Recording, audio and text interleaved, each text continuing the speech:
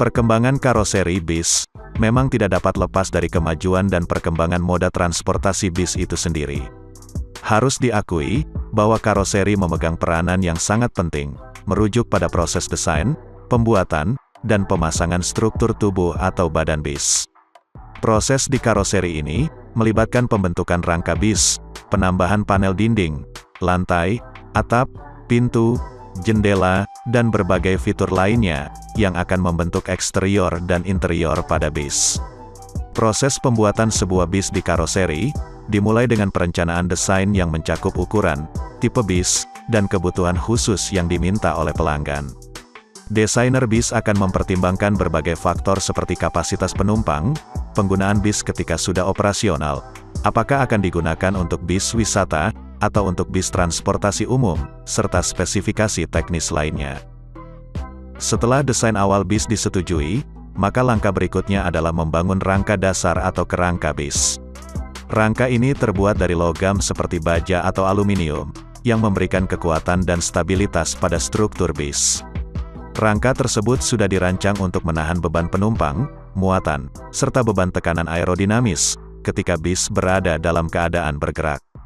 Selanjutnya, panel dinding, lantai, dan atap dipasang pada rangka bis.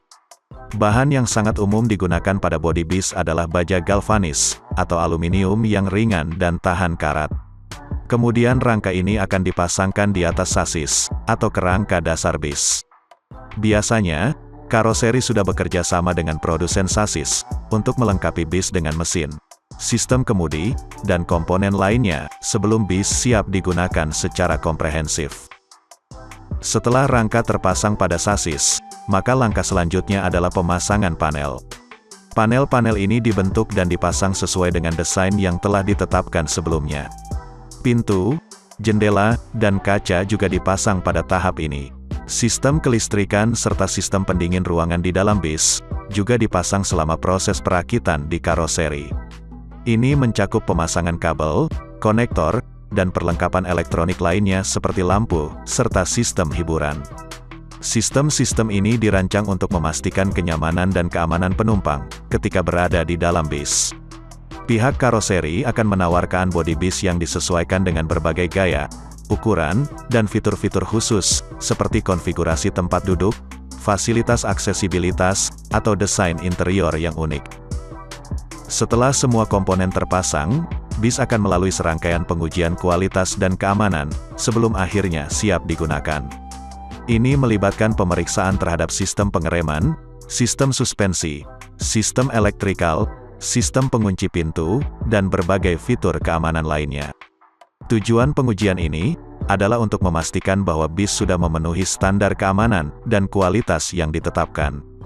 Bis-bis yang saat ini banyak mengaspal, merupakan sebuah hasil karya kolaborasi, yang merupakan kerjasama dari pihak karoseri, pihak pembuat sasis, serta pihak operator bis, untuk menghasilkan bis yang sesuai dengan kebutuhan pelanggan dan memenuhi standar keamanan dan kualitas yang ditetapkan.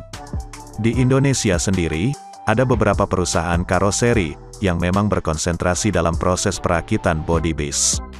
Di antaranya adalah Karoseri Laksana, Karoseri Adiputro, Karoseri Tentrem, Karoseri New Armada, dan masih ada beberapa karoseri bis lainnya.